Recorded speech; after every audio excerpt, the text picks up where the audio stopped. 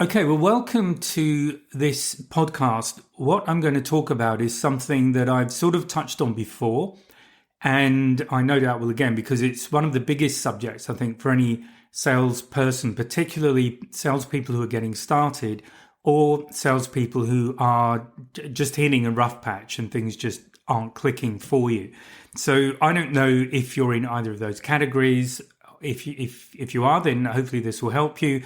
If you're not, this might be just a useful kind of review of how to deal with rejection. So rejection is one of the biggest fears that salespeople have. It's pretty much most salespeople have some level of fear of rejection. And in a lot of salespeople, that fear is big enough that it prevents them from asking for the business, asking for the order, actually closing the deal, even when a client might be sitting there waiting. And I've certainly been in that position where I've gone to buy something and I'm ready to go. I've had all my questions answered and the salesperson will not close the deal. And I must admit, because I've been in sales a long time, sometimes I just really can't be asked to do the job for them. Other times I just want to get it done. So I'll close it myself as a client. But as a salesperson, as a sales professional, this is what we do. This is our contribution to the business. We are absolutely essential to the business because if you don't have orders, you don't have a business. If you don't have sales, there is no business there. So one of the things we have to kind of step up to as salespeople is asking for the business, going in and getting the order. And I don't mean doing that in a very sleazy, pushy way. That is pretty much the direct opposite of how I like to do sales and how I teach sales. So what can you do about rejection? What can I just cover in the 20 minutes or so we've got in this podcast? Well, the very first thing to remember about rejection is you have a pretty much 100% certainty that you are going to get a no from a client. You're going to get rejected in some way. So a lot of people try and avoid it. That is probably the worst strategy to take. And the key thing is to embrace it, that it will happen.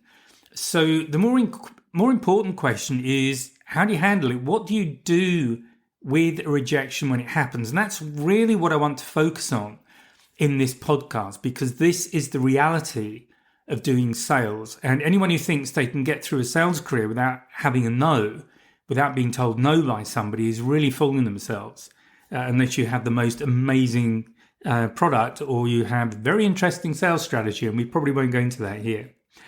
So the very first way to deal with it is to not make it about you. So don't take it personally.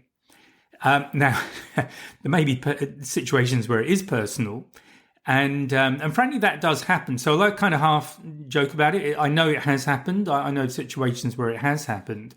And quite frankly, one way to handle it, if you do feel that you're in a situation where there is a personal clash between you and your client, if you have a sales manager, I would talk to them and just say, look, I think I've got an issue with this person. I think it's personal. I think it's going to impact the business that we're trying to do here. And my recommendation is that you get somebody else involved. Or you can even say to your client, look, I'm just getting the feeling that you'd rather not deal with me personally. How would you feel if I asked one of my colleagues to just look after your inquiry, or however you want to phrase it, but bring somebody else in? That is actually a very professional way of handling a situation where you have some sort of personality conflict. If you're not in that situation, if you're on your own, it may be that it's worth just speaking to your client directly about it and say, look, I might be wrong, but I'm kind of getting the feeling that you would rather not be dealing with me. Is that correct? And if it is there anything I can do about it? There's a couple of things in there. One is the I might be wrong part of it. It gives them, it makes it very easy for them to say, oh, you're wrong. Yeah, there's not a problem. And it also opens the door to have some sort of discussion. And look, it may be that that's as far as the sale goes, but the chances are if there really is a personal issue there, you're going to lose the sale anyway. And so from that perspective, you've got nothing to lose. So that's the first thing. But in most cases, it won't be personal. It won't be about you. So what is it about? So the kind of things to look at are, first of all, if you're in a sales team, or basically there's more than one if you're doing selling, is your rate of rejection noticeably different to other people? Now, if it's very much lower, either you're probably doing okay or you've got a much bigger problem in the organization. If, however, it is higher than other people, then that definitely raises a flag that there are things to look at. So this is the information. This is the way to treat this. You're looking at what's going on. You're looking at statistics now. And that's giving you information. And once you have the information, you can begin to work with it. So that's the angle that we are coming from here. And that's where I'm coming from with this podcast. So it may be that you need sales training. That could be it. Maybe it's a case to just step back, just go back to basics, run through the whole thing again. In some cases, that's probably the best way to invest time and money in order to have you really going out there and doing well. If you're part of a sales team, if you work for somebody, it's worth seeing what's available.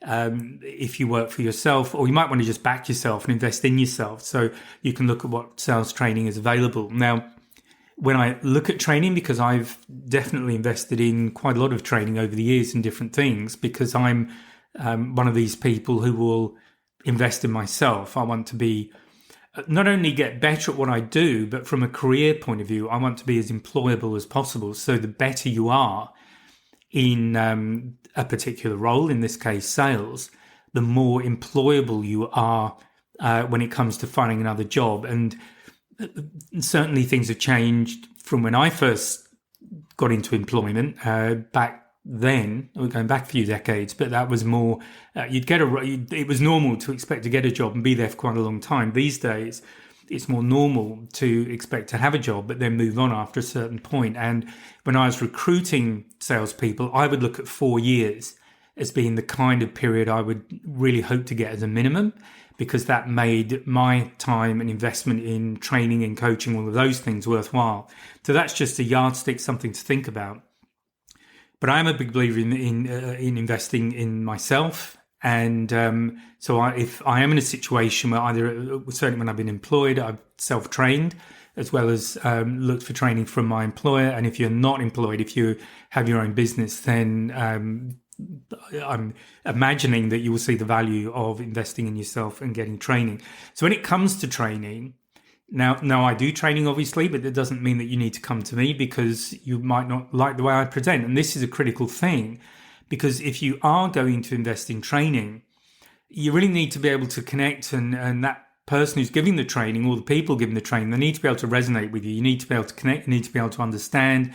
You kind of need to be a bit inspired by them as well. So that's why it's important to just have a look at some options and try and find somebody that will really deliver for you. And what I mean by that is that once you've completed their course, once you've done their training, you see a substantial change in the results you're achieving. And I think that's really important. Stepping down from that, it's a question of looking at your sales process and trying to identify where it's going wrong. So if you're getting a no, I'm assuming you're getting a no when you're face-to-face with the client, because that's mostly where I work, but it might be earlier than that. So you probably need to start thinking about your qualification process. Are you qualifying your clients correctly? Or are you making a mistake in your qualification process? Because if you're getting a lot of no's, the chances are that you're talking to the wrong people. So if that is the situation, you need to just step back and look at who you should be talking to. Now, if you're lucky enough to have existing clients, who are they? What do they do? What is the problem you're solving for them? You'll remember that I've spoken about sales being about problem solving, and that's a really healthy approach to sales. So what's the problem you're solving? Where are they in their organization? What can you pull out about the people who have bought from you, about who they are, and how do you identify people who are very similar? And that's essentially what the qualification process is all about. And remember, when you're qualifying, it is absolutely as important, if not more important, to qualify people out than to qualify people in, because you have a certain amount of time every day to spend with people, and you need to make sure that time is being spent with the people who are most likely to buy from you. And another area where it can all go wrong is just your approach, the way you are interacting with your client. That's another common one. And again, there are different ways of working with clients that make the whole sales process very much smoother and very much easier. So these are all things to consider, and they are all things that you can apply a remedy to. Another thing to remember is that a no doesn't always mean a no. So it could become, you can qualify as an objection. And the important thing to remember about objections is that they are not a no to the sale. They are generally a request for more information for whatever reason. If you've qualified your client, that client has not understood the value of your solution in their situation, and that is generally where objections come up. So objections are things to be welcomed often, because in fact, if someone's raising an objection, what they're actually saying is, yes, I'm interested, but I've got a doubt about this, whatever that is. So no could also be an objection. It may be the kind of thing you might hear is that they don't have budget, they already have someone. If they're coming back, they don't need it, I'd say, again, you're back to qualification. But if it's that they already have someone, well, you can inquire about how it's going. And the tip there is to ask what's good about what they're delivering. And the reason that you do that is that most people, when you ask them what they like about a current service or product that's been delivered, they might give you one or two things that they like, but most people will then go off into what they don't like. So it avoids you having to ask that question. But if they don't give you the dislikes, then ask them, just use a phrase something like, and what could they do better for you, or what do you think could be improved over the current service? Because that's telling you what the difference is that you need to deliver. Budget, there's various ways of dealing with that. First of all, are they the budget holder? And this is part of the qualification, because you need to be talking to somebody who can make a decision. Often if you're delivering value, most of the value we deliver in one form or another, it comes back to a monetary amount. And if you can load up the pain by, and you basically take a tack along the lines of, if you don't do anything, how much will it cost you in 3 months, in 6 months, in a year? If we're here a year later, how much money will you have lost because of the problems with your current solution? And if you do go with us, we can deliver within a month, and then the savings are these. So in a year from now, you will have saved this much money over where you are today. So these are the kind of ways to approach budget. And generally, what we're doing is we are talking about value. And if somebody is not on board with budget, you really need to demonstrate the value of the solution that you have. Now, another thing to do, and this particularly applies if you're in a sales team or if you are part of a group. So if you work on your own, I definitely recommend that you get involved in some sort of support group. And if you're doing training, go for a training program that has some sort of support environment, just somewhere where you can say, hey, this happened. I don't really understand why I got rejected on this, or just share the experience, look for input. That might be from the sales trainers. It might be for other people who are on the training program, whatever it might be. But if you can put it out there, and if you're part of a sales team, it's actually very helpful, because presumably you're talking to the same sort of people with the same sort of problem and the same sort of solution. So by sharing the issues that are coming up, no doubt other people will also come across that issue at some point or another. So as a team, you're more prepared and more able to deal with those objections when they come up. So do review what's been going on. And again, as I say, look at it as information coming back about something in your sales process. That's generally where the problem will lie. And also, of course, it's a way of learning, as I've said, for the whole team. And the final thing I want to just talk about is don't hang on to it. So there's a phrase, I think it comes from soccer. It's basically about playing the ball in front of you. It might be rugby, actually, I can't remember.